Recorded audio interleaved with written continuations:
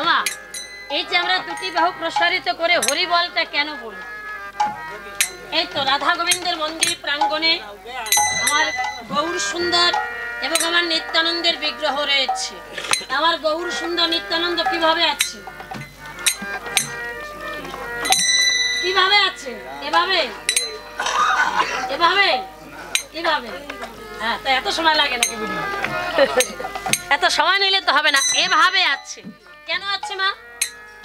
দেখাবার জন্য নাকি বোঝাবার জন্য? বোঝাবার জন্য।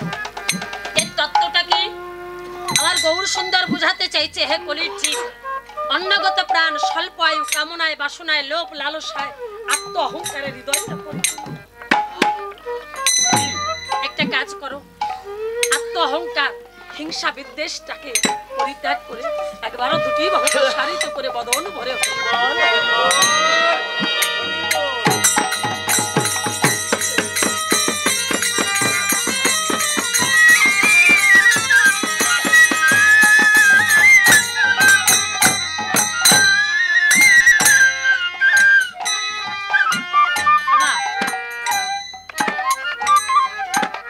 পোশাকের গুণ আছে, খাদ্যের গুণ আছে, কর্মেরও গুণ আছে।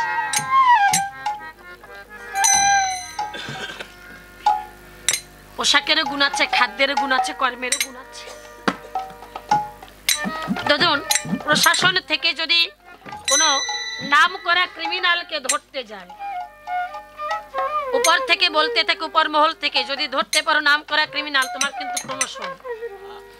তা পুলিশের চেষ্টা থাকে ক্রিমিনালকে ধরার, ধরতে পারলে প্রমোশন। আর ক্রিমিনালের চিন্তা থাকে পুলিশের চোখে ধুলো দিয়ে যদি পালিয়ে যেতে পারি আরো কয়েকটা বছর দুর্নীতি করতে পারবো। ওর চিন্তা থাকে পালানোর, পুলিশের চিন্তা থাকে ধরা।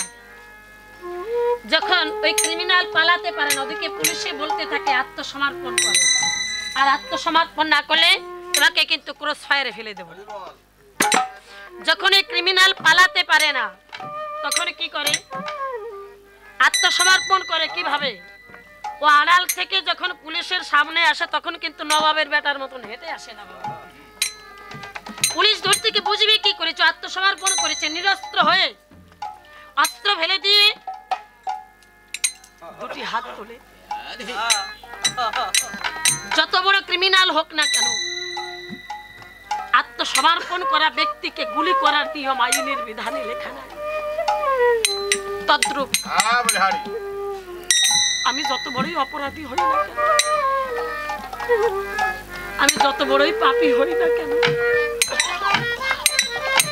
বহিরঙ্গে আত্মসমর্পণ করতে করতে যদি কখনো গোবিন্দ চরণে আত্মসমর্পণ করা হয়, নিশ্চয়ই আমার গোবিন্দ কৃপা করে তার চরণে। কারণ আমার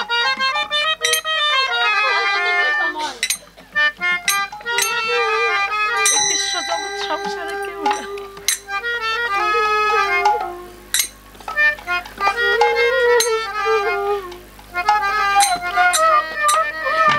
সারা জীবন মায়ার সংসারে পুত্র কন্যা ভাই বন্ধু এদেরকে দেবেন, এতটুকু স্বার্থের ব্যাঘাত ঘটলে ওরা ফিরেও তাকাবে না।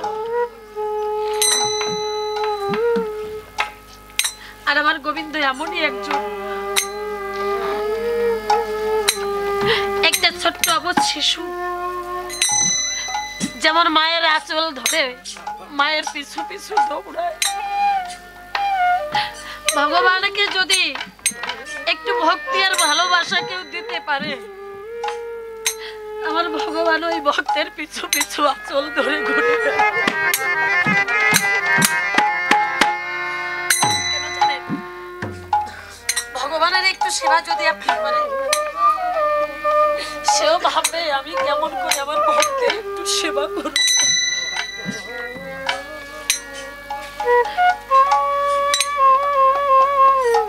ভগবানকে এতটুকু দিতে, ভগবান এতখানি দেয়, এটাই ভগবানের রূপ। হাত যদি তুলতে হয়, সারা জীবন তো পরের জন্য তুললাম, সারা জীবন পরের জন্য ভূতের বেগার কাটলাম মায়ার সংসার।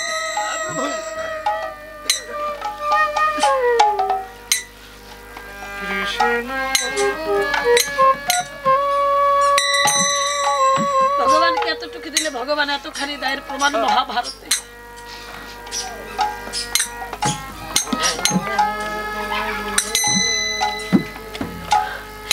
যেদিন ধর্মরাজ যুধিষ্ঠির রাজসূয় যজ্ঞ করেছিল, ওই যজ্ঞের সবাই আমন্ত্রিত ছিলেন, রাজা মহারাজা, দেবতা দেবী, গন্ধর্ব, কিন্নর, মনীষী। ওখানে শিশুপালও এসেছিল, ভগবান শ্রীকৃষ্ণ ছিলেন। কারণ পঞ্চ পাণ্ডব এই জগতে কৃষ্ণ ছাড়া কিছু জানত না।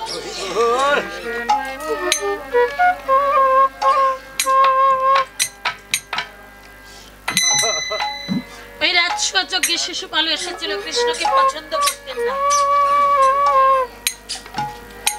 কৃষ্ণকে নিন্দা করছে, যে প্রতিবাদ করছে তাকেও নিন্দা করছে।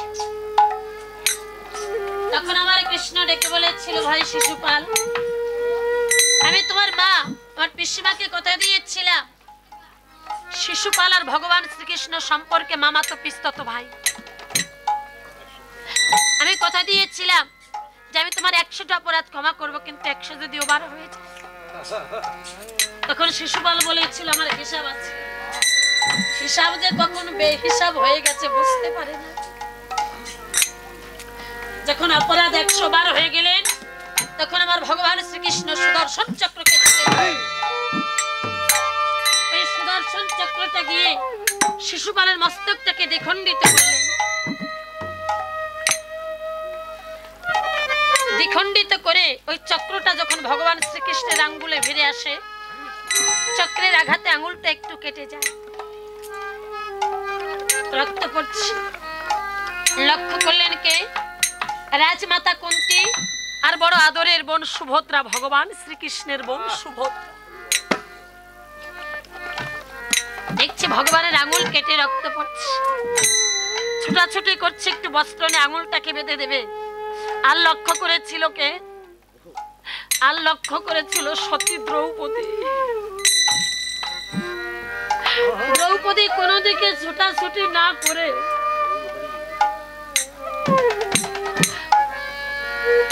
পরনে তার যে শাড়িটা পরেছিল, ওই শাড়ির আঁচল ছেড়ে ভগবানের আঙুল বেঁধে দিয়েছে। সেদিন ভগবান কৃষ্ণ ডেকে বলেছিল, সখী তুমি জানো না, এই জগতে যদি কেউ আমাকে এতটুকু দেয়, আমি তাকে এতখানি দেই। তোমার পরনে শাড়িটা পরে আছো, সেই শাড়ির আঁচল ছিঁড়ে আমার আঙুল বেঁধে দিয়েছ। আমি তোমায় কথা দিচ্ছি, আমি তোমায় কথা দিচ্ছি সখী,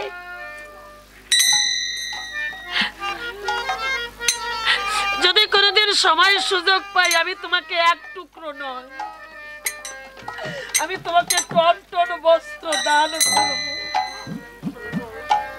ক্ষমা করেছিল না? যেদিন পঞ্চপাণ্ডব পাশা খেলে হেরে গিয়েছিল, রাজসভা মাঝে বসে সতীর অপমান হচ্ছিলেন, দুর্যোধনের আদেশে দুঃশাসন সতীর কেশ আকর্ষণ করে রাজসভা মাঝে নিয়ে এসেছে। সেদিন সতী দ্রৌপদী এক হস্তদের বক্ষে বসন চেপে ধরেছিল, আর এক হস্ত উত্তোলন করেছিল।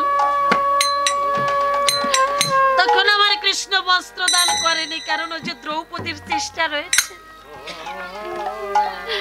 যখন দেখতে পাচ্ছে বসন আর ধরে রাখতে পারছে না, সব ছেড়ে দিয়ে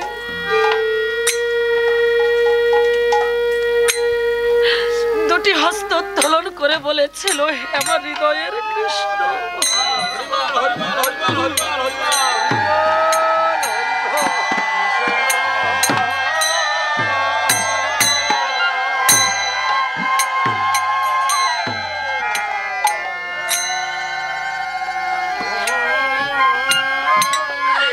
এই জগতে তুমি ছাড়া আমার কেউ নেই।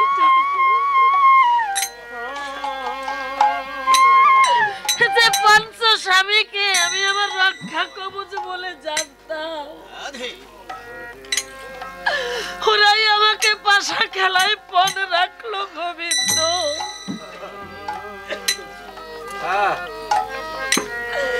তাই এই বিশ্ব জগৎ সংসারে তোমার মতো বান্ধব আর কেউ নেই।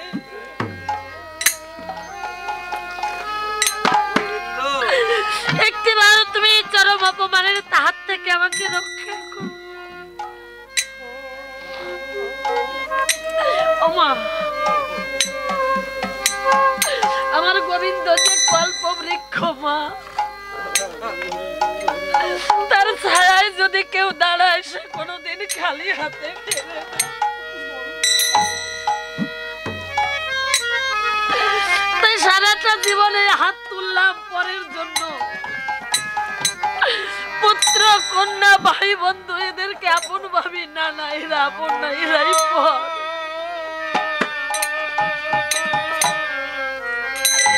জীবনে এমন একটা সময় আসবে যেদিন কেউ পাশে থাকবে না। আর গোবিন্দকে যদি একটু ভালোবাসা যায়, আমার গোবিন্দ সেই ভক্তের জন্য সব করতে পারে। তাই সারা জীবনে হাত তুললাম পরের জন্য। আজ না হয় কয়েকটা ঘন্টা ছিল আপন জন গোবিন্দের জন্যই হাত তুলব। তাই আমি যে মনেকে ডেকে বলি, অমন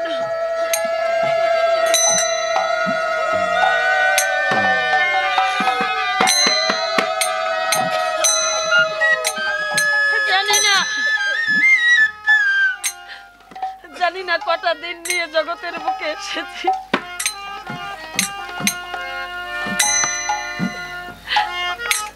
এই জীবন থেকে কটা দিন হারিয়ে গেছে তাও জানি না মা।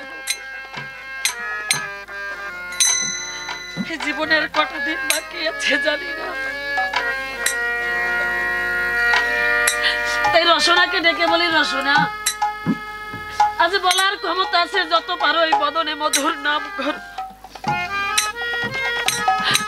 কর্ণকে ডেকে বলি, কর্ণ আজ শোনার ক্ষমতা আছে, যত পারো মধুর নাম শোনো। নয়নকে ডেকে বলি, নয়ন আমার গোবিন্দ কৃপা করে তোমার কুম্ভতে জল দিয়েছে, যত পারো নয়ন কুম্ভর জল তুমি কৃষ্ণ চরণে ঢেলে দাও। গাড়ি বাড়ি ব্যাংকের কোটি টাকা সবকিছু পড়ে থাকবে, শেষের দিনের সঙ্গের সাথী হবে মধুর হরিনাম আর সকর্ম। মরণের ডাক তোমার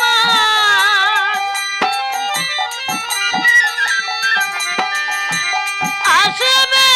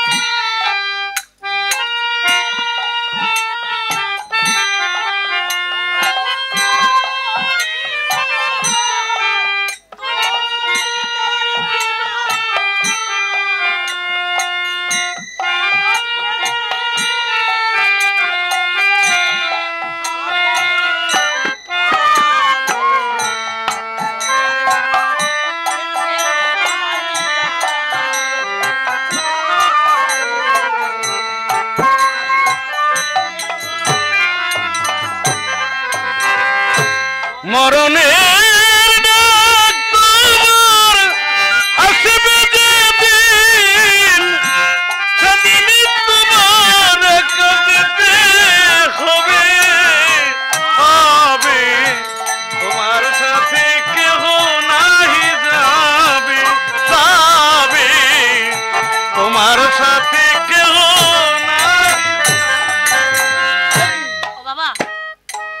পালঙ্কে শুয়ে ঘুমাসে না, মখমলের বিছানা ঘুমাসে না। কত চিন্তা কত ভাবনা, বাড়ি একটা করেছে তোমার চলবে না, আর একটা করতে হবে। ব্যাংকে লক্ষ টাকা নয়, আমাকে কোটি টাকা জমাতে হবে। স্ত্রী পুত্র কন্যা সবাইকে নিয়ে সুখে স্বাচ্ছন্দ্যে জীবন কাটাতে হবে। এই বিষয় বাসনার কথা ভাবতে ভাবতে সুখের নিশি প্রভাত হয়ে যায়। হয়তো বা সারা নিশির মধ্যে একবারও আমার গোবিন্দের কথা মনে পড়ে। আমি সারা নিশি জেগে জেগে আমি পরের কথা ভাববো। আমার চির আপনজন আমার গোবিন্দের কথা ভাবলে,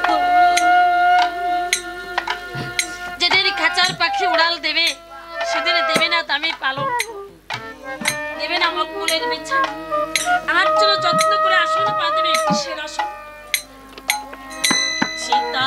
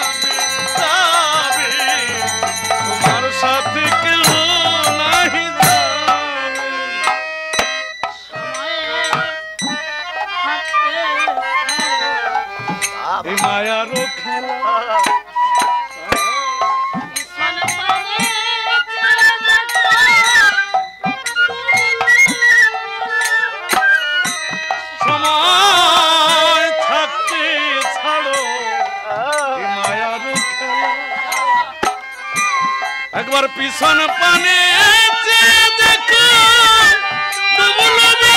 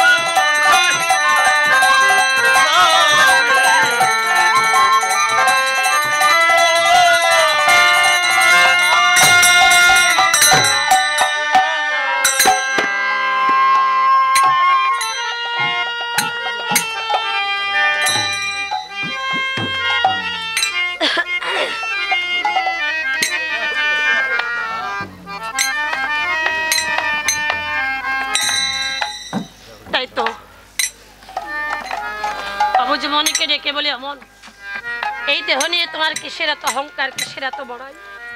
সব অহংকার সব বড়াই ত্যাগ করে, মান অভিমান ত্যায্য করে, হিংসা নিন্দা পরিত্যাগ করে তুমি কি করবে জানো?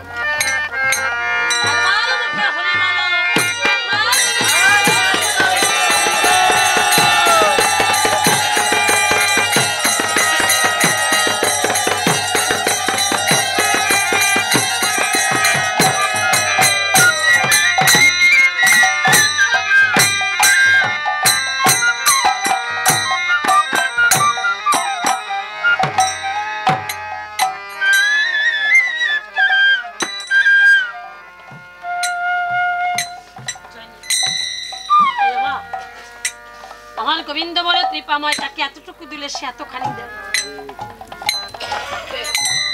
এই সুন্দর মানব দেহটা পেলাম, আমার গোবিন্দ কৃপা করে দিয়েছে।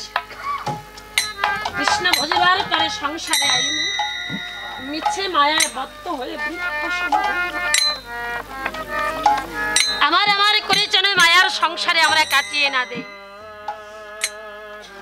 তাই আমার শ্রীমান মহাপ্রভু যখন সিধাম নবদ্বীপে ছিলেন, বেশিটা ভাগ সময় শ্রীবাস অঙ্গনে নাম সংকীর্তন করে কাটিয়েছে। বেশিটা ভাগ সময় শ্রীবাস অঙ্গনে নাম সংকীর্তন করে কাটিয়েছে। তাই আমাদের এই জীবনের একটা দিন, একটা মুহূর্ত যেন আর বৃথা না যায়, যেন কৃষ্ণ চিন্তা করতে পারি, তার চিন্তা করে যেন দুফোঁটা নয়নের জল তার শ্রীচরণে দিতে পারি। জয়নি তাই আমি গৌর আলোচনায় পর্যন্ত রেখে আমি এক্ষণে ভক্ত চরিতে প্রবেশ করব।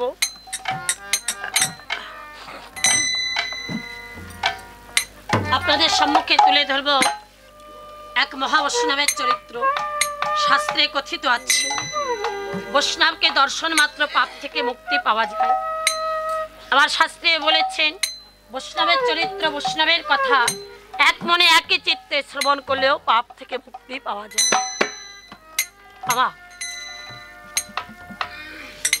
পাপ থেকে মুক্তি পাওয়ার কত সহজ উপায়।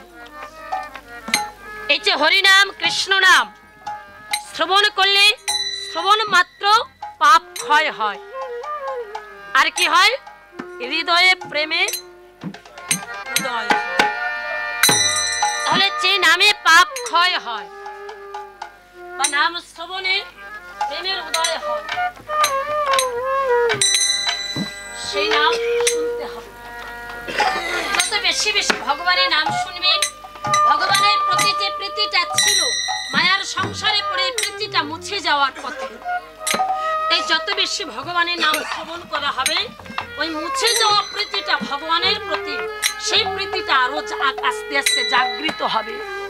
ভগবানকে পাওয়ার পিপাসা জাগবে। কি করলে তাকে পাওয়া যায়, কেমন করে তাকে পাওয়া যায়, এই পিপাসাটা যখন হৃদয় মাঝে জাগবে, তখন দেখবেন তাকে ছাড়া কোনো কিছুই ভালো লাগবে না। তাই আসুন, কুরুক্ষেত্রের যুদ্ধ শেষ। কুরুক্ষেত্রের যুদ্ধ শেষে ভগবান শ্রীকৃষ্ণ আমার রাজমাতা কুন্তিকে ডেকে বলছে, পিসিমা এবার আমাকে বিদায় দাও। রাজমাতা কুন্তি ডেকে বলেছে, কৃষ্ণ এই জগতে সব বিদায় দেওয়া যায়, সবাইকে বিদায় দেওয়া যায়, শুধু কৃষ্ণকে বিদায় দেওয়া যায় না।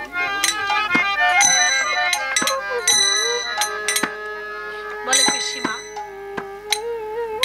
সময়ের হাত ধরে তো আমাকেও চলতে হবে। একে একে 13টা বছর হস্তিনাপুরে কেটে যাচ্ছে, তবে আমি তো চলে যাব। যাবার পূর্বে তুমি আমার কাছে কিছু চাও। তুমি আমার কাছে যা চাইবে আমি তাই দেব। দেখে বলছে, কৃষ্ণ আমি যা চাইবো তুই আমাকে তাই দিবি বাবা। বলছে, হ্যাঁ পিসিমা, তুমি আমার কাছে যা চাইবে আমি তোমাকে তাই দেব। তাই যদি হয় একটা কাজ কর না বাবা, এই জগতের বুকে বড় বড় দুঃখের বোঝা আছে, ভারী ভারী, ওই ভারী ভারী দুঃখের বোঝা আমার মাথায় চাপিয়ে দে।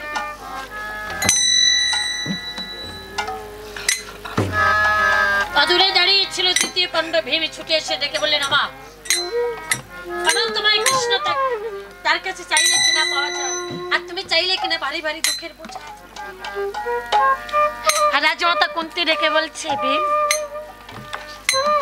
এই কথাটা কেন বলেছি জানিস? তুই আমার কথার মানে বুঝতে পারিস নি। একবার মনে করে দেখতো বাবা, যেদিন তোরা 5টি ভাই দ্রুপদ কন্যা পাঞ্চালীকে নিয়ে বনবাসে গিয়েছিলি, 10 বছরের বনবাস আর 1 বছরের অজ্ঞাতবাস, 10 বছর তোদের ছিল না মাথা গুজবার একটু? সেদিন শত দুঃখের মাঝেও কৃষ্ণ তোদের পাশে ছিল। আর আজ বনবাসী জীবন নেই, রাজত্ব ফিরে পেয়েছিস, সিংহাসন ফিরে পেয়েছিস তোরা, আর এখন কিনা কৃষ্ণ বলছে, পিসিমা আমাকে বিদায় দাও। অপুত্র বুঝেছিস, দুঃখের মাঝে কৃষ্ণ থাকে, সুখের মাঝে কৃষ্ণ থাকে না।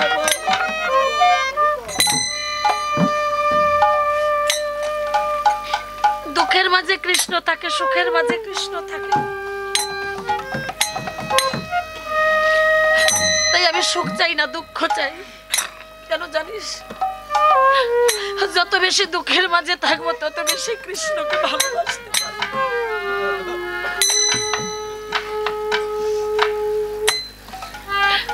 ভীম, অনন্ত ঐশ্বর্যের মাঝে থেকে যদি কৃষ্ণকে ভালোবাসা না যায়, ওই সুখ সুখ না। আর অনন্ত দুঃখের মাঝে থেকে যদি কেউ কৃষ্ণকে ভালোবাসতে পারে ওটাই প্রকৃত সুখ। তাই আমি কৃষ্ণের কাছে সুখ চাই না, দুঃখ চাই। আমি কৃষ্ণকে কি বলি জানিস? কৃষ্ণ শুধু আমার নয়, আমার পঞ্চপুত্রের মাথার উপর থেকে যেন জীবনে কোনোদিন দুঃখের বোঝা না সরে, কারণ আমি চাই না ওরা তোমাকে ভুলে যাক।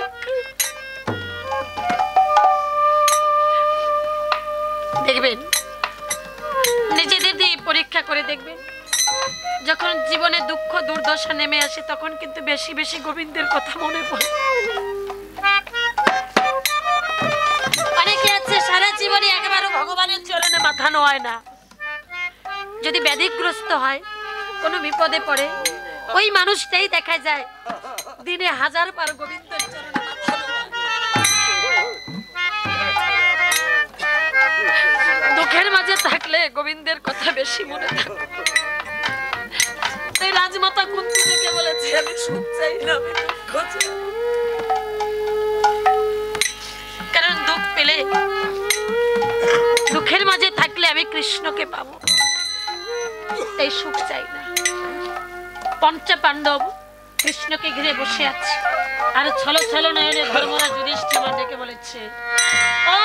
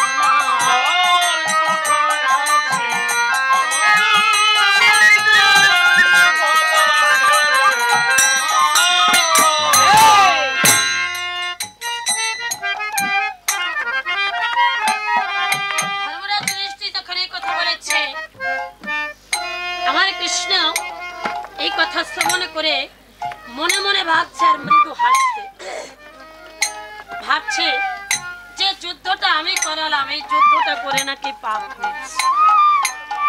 তাই মৃদু হেসে ডেকে বলছে, দাদা যুধিষ্ঠির, যদি মনে করো যে যুদ্ধ করে পাপ হয়েছে তাহলে হয়েছে, আর যদি মনে করে যে পাপ হয়নি তাহলে হয়নি।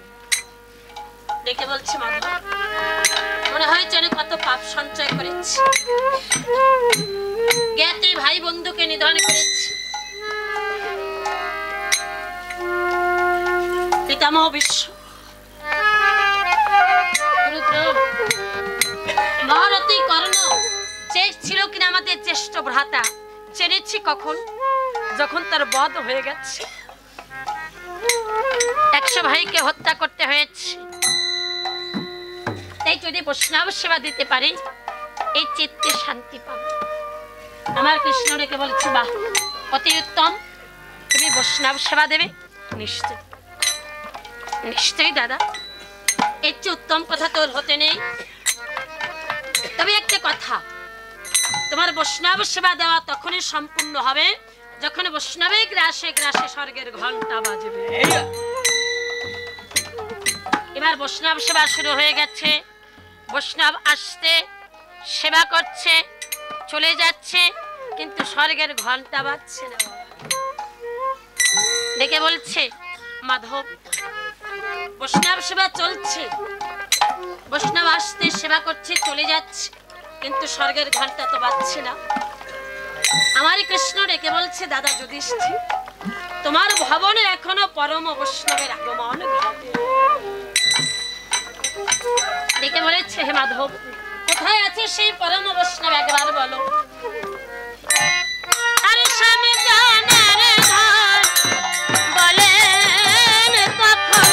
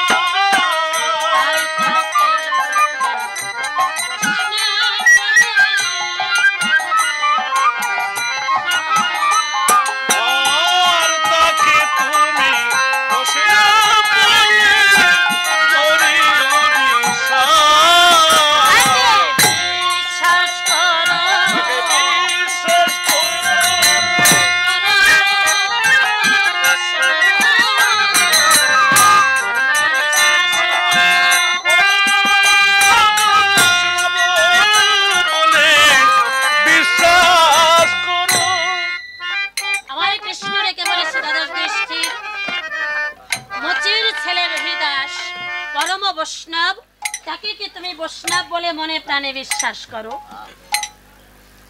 আমার কৃষ্ণ যখন এই কথা বলেছে, ধর্মরাজ যুধিষ্ঠির ডেকে বলেছে মাধব, আমি তাকে বৈষ্ণব বলে মনে প্রাণে বিশ্বাস করি। আর এই কথাটা কেন তুমি বলেছ আমি বুঝেছি। মুচির ছেলে হোক তার নিচুকলি জন্ম মাধব, কাউকে জন্মের দ্বারা বিচার করতে নেই, কর্মের দ্বারাই তার বিচার হয়। জন্ম হোক যথা তথা, কর্ম হোক ভালো, কর্মে যাতে নাহি কলঙ্ক, জন্ম যেমনই হোক ধন্য তাদের চরণে স্পর্শে পূর্ণ নরলোক।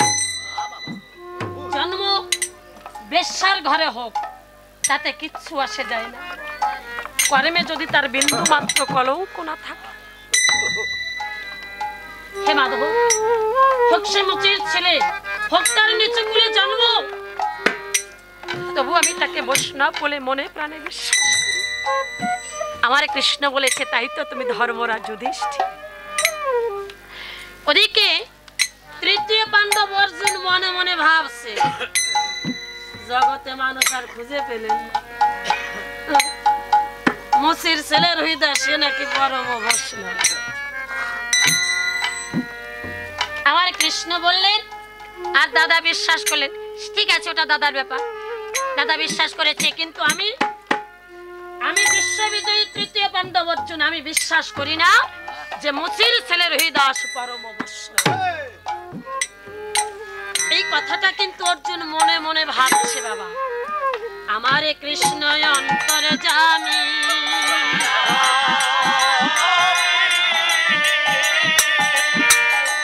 আমার অন্তরে জানি দয়াল হরি,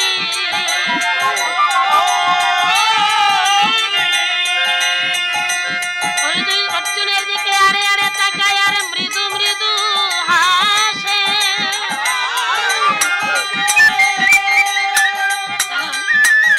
অর্জুন মনে মনে কি ভাবছে আমার কৃষ্ণ তো জানে, তাই অর্জুনের দিকে আরে আরে তাকাচ্ছে আর মৃদু মৃদু হাসছে।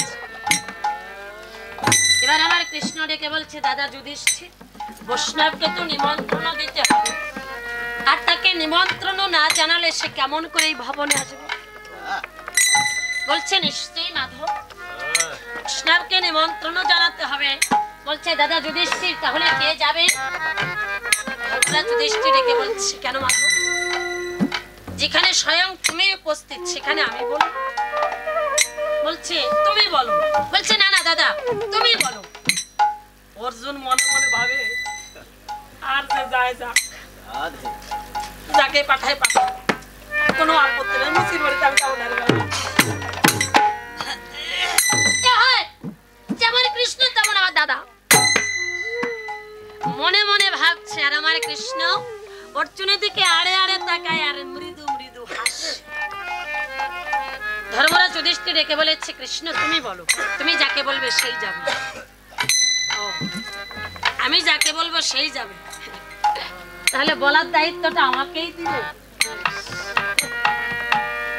বৈষ্ণব নিমন্ত্রণ বলে কথা, কে গেলে ভালো হবে, কাকে পাঠালে ভালো হবে, একটু চিন্তা ভাবনা করে বলতে হবে। বলছি ঠিক আছে মাধব, তুমি ভালো করে ভেবে চিনতে বলো কাকে পাঠানো যায়, কাকে পাঠানো যায়, কাকে আমার কৃষ্ণ মৃদু হেসে ডেকে বলছে, দাদা যুধিষ্ঠির, আমি না খুব ভালো করে চিন্তা ভাবনা করে দেখলাম, বৈষ্ণব সেবার নিমন্ত্রণটা যদি তৃতীয় পাণ্ডব অর্জুন দিতে যান খুব ভালো হয়।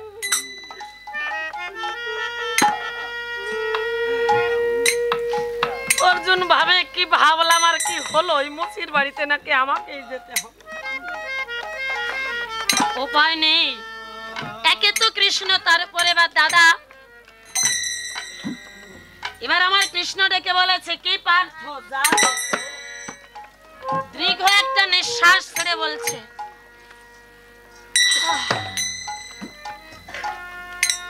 যাবো মাধব। ও বাবা, ওই যে যাবোটুকু বলেছে তা বলতে ভীষণ কষ্ট হয়ে গেছে, উপায় তো আর নেই। এবার আমার কৃষ্ণ ডেকে বলছে, তাহলে তুমি যাত্রা করো পার্থ, তুমি যাত্রা করো। অর্জুন ডেকে বলেছে, তাই হবে সখা, তাই হবে। এবার ধর্মরাজ যুধিষ্ঠির ডেকে বলেছে, দাঁড়াও ভাই অর্জুন, দাঁড়াও। সারাটা জীবন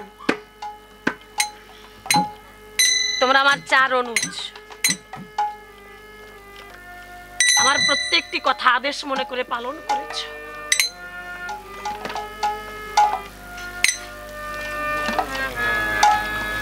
নাই কিবা অন্যায় কখনো কোনো প্রতিবাদ করনি, তবে আজ আমি আদেশ করব না।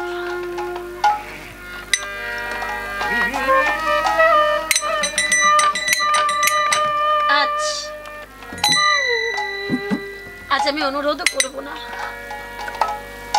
আজ শুধু বিনয় করে বলবো, অর্জুন তুমি বড় ভাগ্যবান যে বৈষ্ণবের গ্রাসে গ্রাসে স্বর্গের ঘন্টা বেজে ওঠে। তুমি সেই বৈষ্ণবকে দর্শন করতে পারবে।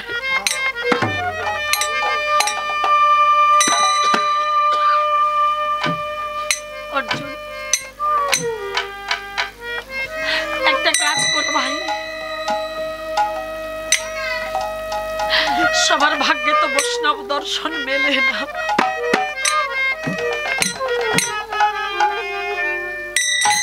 একটা কাজ করো, তোমার হাত দিয়ে বৈষ্ণবের একটু চরণের ধুলি অঙ্গে মেখো।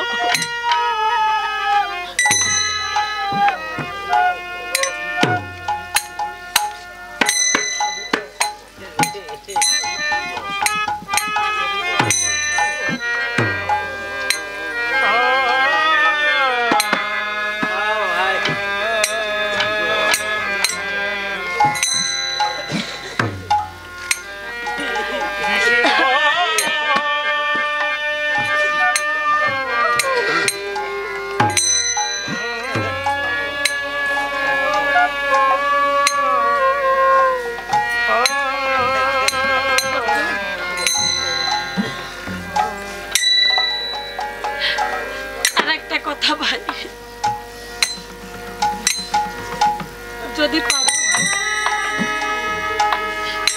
বৈষ্ণবের পক্ষে একটু বক্ষটা মেলাই।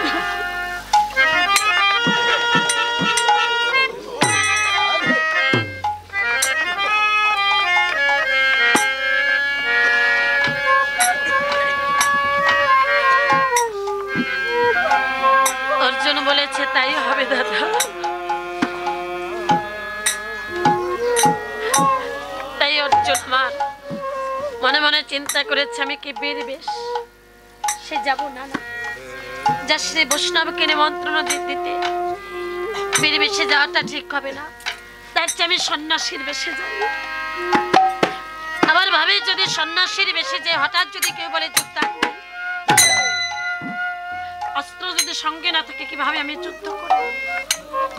তাই অর্জুন আমার কি করেছে বীর বেশ এবং সন্ন্যাসীর বেশ ধারণ করে কেমন ভাবে চলেছে।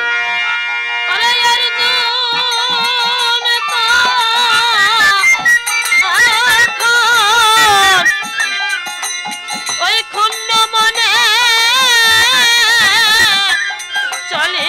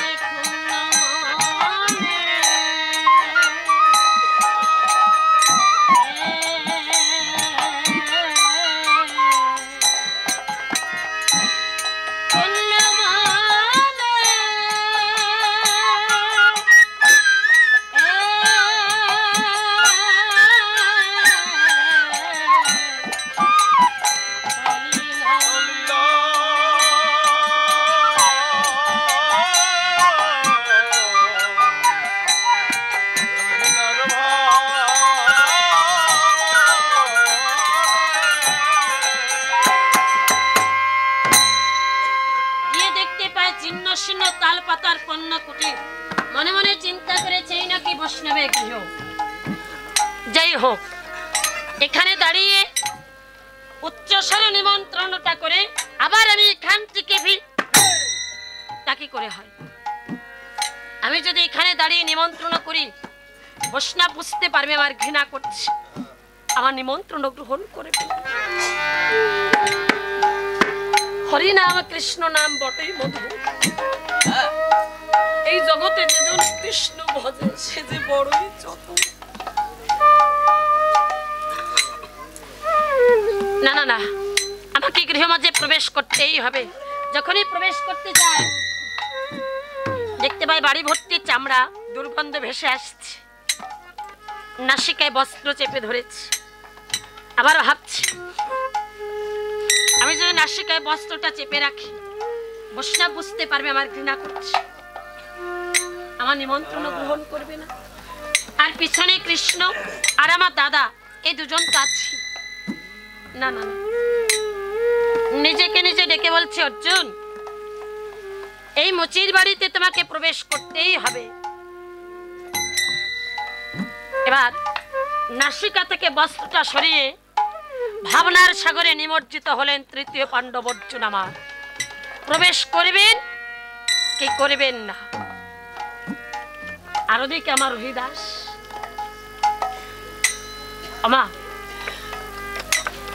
আমার হরিদাস যে চির কাঙাল, এই জগতে কাঙাল না হলে যে কাঙালের ঠাকুরকে মেলে না।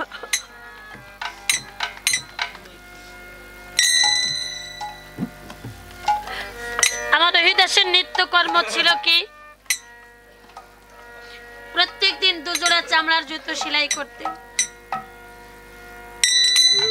আজও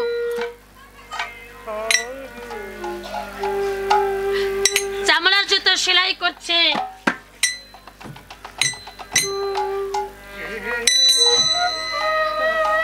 আরে নয়নে জলে ভাসছে।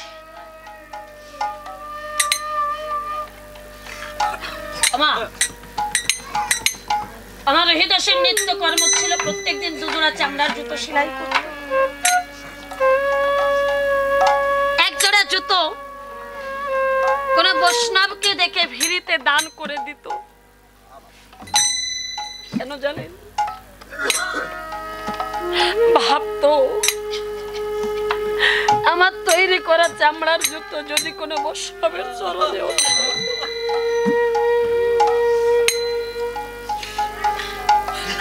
হয়তোবা ওই বৈষ্ণবের কৃপায় আমি একদিন কৃষ্ণ চরণ পাবো।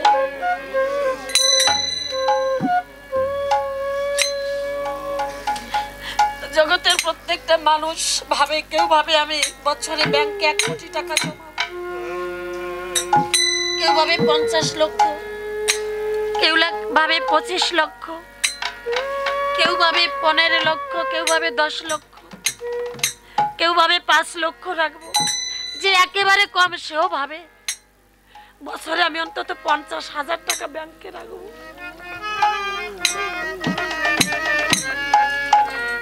আর আমার হরিদাস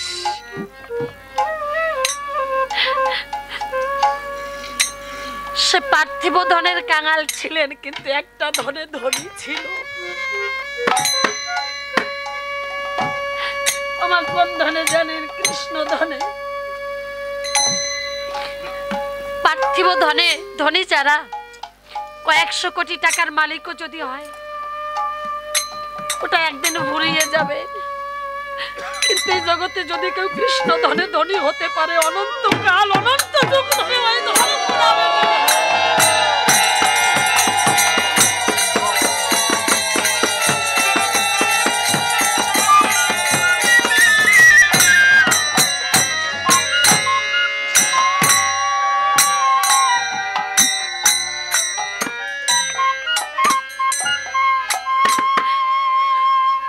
পার্থিবধন ফুরায়, কৃষ্ণ ধন কোনোদিন ফুরায় না। তাই আমার হরিদাস ছিল কৃষ্ণ ধনে ধনী। এক জোড়া জুতো ভিড়িতে দান করে দিতেন কোন বৈষ্ণবকে দেখে। আর এক জোড়া জুতো বাজারে বিক্রি করে যা কিছু পেত, আগে কৃষ্ণ সেবা, অবশিষ্ট যা থাকতো তাই দিয়ে নিজের জীবিকা নির্বাহ।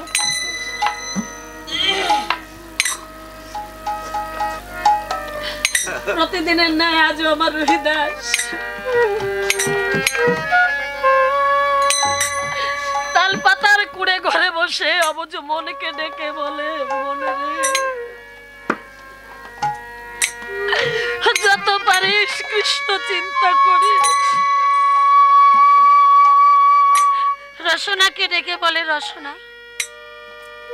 আজ বলার ক্ষমতা আছে, যত পারিস এই বদনে মধুর নাম উচ্চারণ কর। কারণ এই জীবনে এমন একটা দিন নেমে আসবে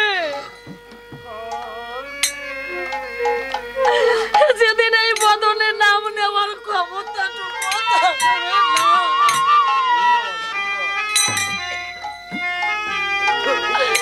নয়নকে ডেকে বলে, ও নয়ন, আমার গোবিন্দ কৃপা করে তোদেরকে আমার সঙ্গে পাঠিয়েছে এই জগতের বুকে।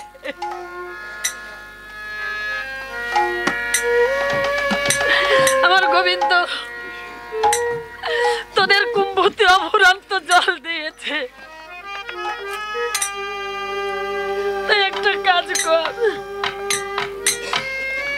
এই নয়ন কুম্ভুর জল কৃষ্ণ চরণে ঢেলে দে।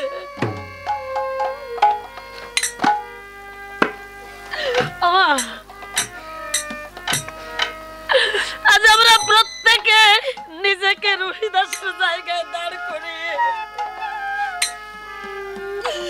আমরা সে কৃষ্ণ নাম করব, আর দুপুরটা নয়নের জল কৃষ্ণ চরণে দেব।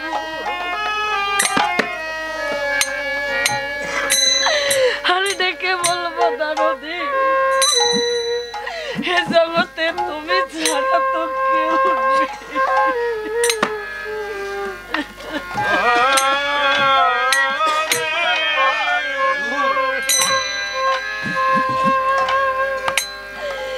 রোহিদাস তাল পাতার কুড়ে ঘরে বসে কৃষ্ণ নাম করে আর নয়ন জলে বসে কেমন করে।